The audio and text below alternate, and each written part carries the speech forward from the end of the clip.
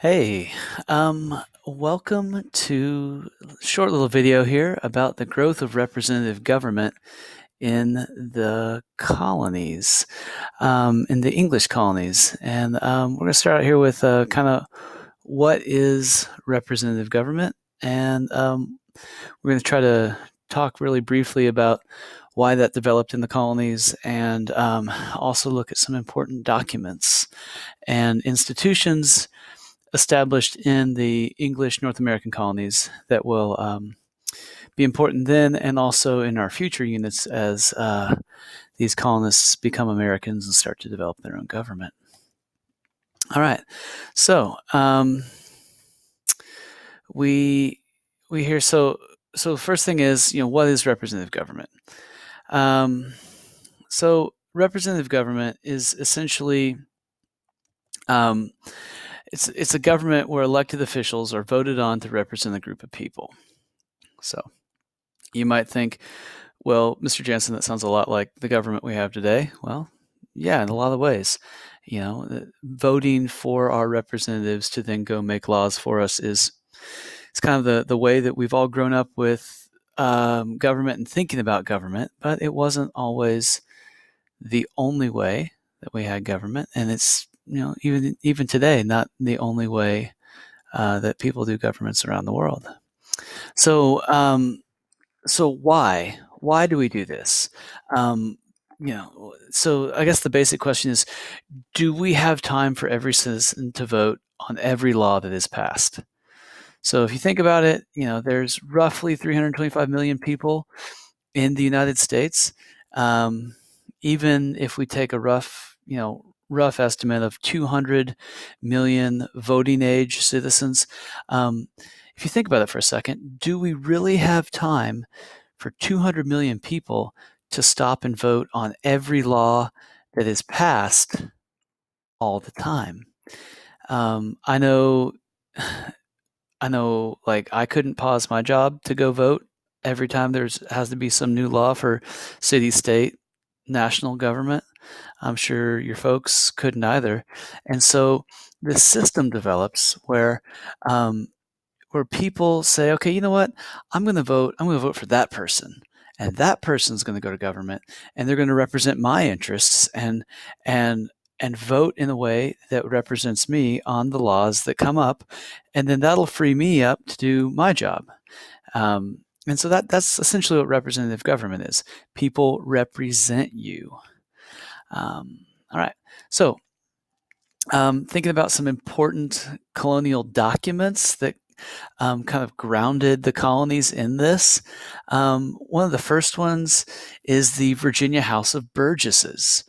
Burgess is a funny word. It really just means a representative. So another way of thinking about this is the Virginia House of Representatives. Virginia being our first colony established. And, there's our representatives right there, obviously. Virginia is established in 1607 with Jamestown. The House of Burgesses is first established in 1619 because, again, the population had grown such that people said, we even in 1600s, like, we can't vote on everything. We got to form some sort of government here. And so this is the first representative assembly in the colonies. You could say it's the first legislature in the colonies, or the first Congress in the colonies, at least on the state or colony-wide level. Many of the founding fathers got their starts in the Virginia House of Burgesses. People like Washington and Adams and Madison and different folks that we're going to talk about in units coming up. This kind of becomes a place where a lot of our early political leaders get their start. All right. So the next one, the Mayflower Compact, up in Massachusetts, a group of religious dissenters, comes to the North American colonies to escape religious persecution back in England. They're looking for free exercise of their own religion. They establish Massachusetts as one of their colonies to do this in. We now call them the Pilgrims or the Puritans. Actually, those two groups originally were separate. They kind of all merge at one point, and for most of American history, most people just call them the Puritans. But on the boat over, there's the super fancy boat, right? A lot of time on those graphics there. On the boat over, which conveniently is called the Mayflower, right? They're going to sign a document, 1620, before they get off the boat, and they say, how are we going to rule ourselves? Well, they establish this document called the Mayflower Compact or the Mayflower Agreement, and it establishes majority rule. Now, this is not quite representative government. Majority rule, obviously, is every voting citizen gets a vote, and you count up who has the most, and they win. But this is an important step towards representative government in the colonies as a whole. You see, yes, yes, no. The yeses have it, because this is an important step because citizens' voices are being heard. Now, before we move on, it's very important to understand that the definition of citizen right now is extremely limited. When they say citizen, they basically mean like wealthy white male. If you were a woman, if you were a person of color, if you were any sort of minority, you were not a citizen at this time. One of the themes in American history is how are we going to expand that definition of citizen over time to extend those same rights to a larger and larger group of people. All right. So, and again, it sets an example of self-government in the colonies. It's these colonists coming over and saying, you know what, we're going to rule ourselves. We're going to have a voice in government, and people are going to listen to us, gosh darn it, and we can vote on some laws. A quote here from the actual document that says, we whose names are underwritten, or we who sign this document, combine ourselves into a civil body politic, which just means a government. We who sign this document are making a government for this colony. The last one from the three big government things from this unit, from the colonies, is the Fundamental Orders of Connecticut. This sounds, sounds more complicated than it really is.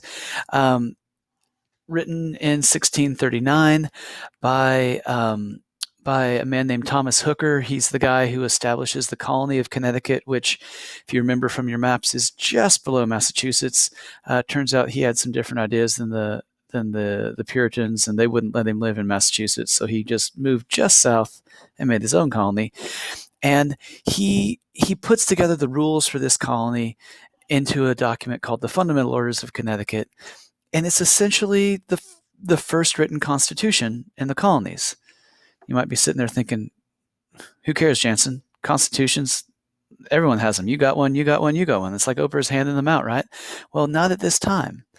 The idea that you have the rules of a government written down and that they apply to everybody and everyone can read them is starting to gain more popularity, but it's kind of a big deal.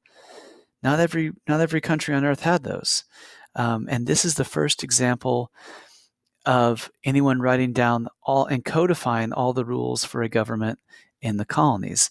This is one of the reasons Thomas Hooker is known as the father of American democracy. But again, Fundamental Orders of Connecticut, first written constitution in the colonies. That's really what you need to take away from here. Now, real quick, why does representative government develop in the colonies? There's four reasons. Four reasons why the colonists feel that it is necessary for them to start ruling themselves. All right. So first one, fancy name, easier to understand though. It's called salutary neglect. Salutary just means beneficial. Neglect just means ignoring. So this is beneficial ignoring. So what's so beneficial about this salutary neglect? Like why is England ignoring the colonies? Well, it was difficult for the English crown and the English government to actually rule the colonies because they're so far away, and we're going to talk about that next. So really, it was in the best interest of the English crown to just kind of let the colonies do their own thing, as long as the colonies participated in in the economy, as long as they provided supplies and sent them back and bought the stuff that were coming back from England. It was this situation where it's like, okay, you know what?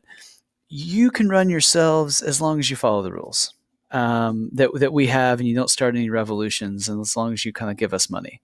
Um, Good for England, also good for their colonies. All right, so next one. Real quick here. Oh, sorry. Click, click, click. Yeah, meh, do what you want, says the king. I don't care as long as you, pay me my money. And this is going to lead the colonies to have this sense of independence. Like, the king lets us do what we want. We're going to have to rule ourselves. Yay, freedom. Okay, next one. Pretty simple. It's about 3,000 miles across the Atlantic Ocean, right? Roughly 2 or 3 months by ship, just kind of depending. And that's a long time. Say you're over here in North America. You got a question for England. You got to put it on the ship. It goes over here. You make good time. It's 2 months, and then you are. I'm so sorry here. I apologize for the choppiness of the recording. My puppy has decided that chewing on the Gatorade bottle was acceptable at that moment. Hopefully she stops. We'll see. She's thinking about it. All right. So you got a question in England. I'm sorry, in the North American colonies. You send it on a ship 2 months over to England. You wait for their reply. They send it back. At best, that's 4 months. If you're sitting there in Massachusetts and you have to wait 4 months for a reply from England on what to do about an assignment or a problem, you probably figured it out by now. So you can't wait for that kind of time. You figured it out yourself. So the colonies are too far away from England to rule directly. So again, England kind of leaves them alone, and the colonies are left to rule themselves. All right, trying to finish up here. Two more. All right. During the 16 and 1700s, Europe starts to go through what is called the Age of Enlightenment. This is, as it says on the screen, it's a social movement where people start thinking about the world logically. They start considering, things like rudimentary sciences and applying reason to understanding the world. And one of the things they start applying reason to is government. And people start saying, well, hold on, why is that guy in charge? Well, that guy's in charge because he's the king. Well, who said the king's in charge? Well, God said the king's in charge. Okay, cool. Well, why do we do it that way? Well, I don't know. We've always just done it that way. Is there a better way to do that? Maybe there is.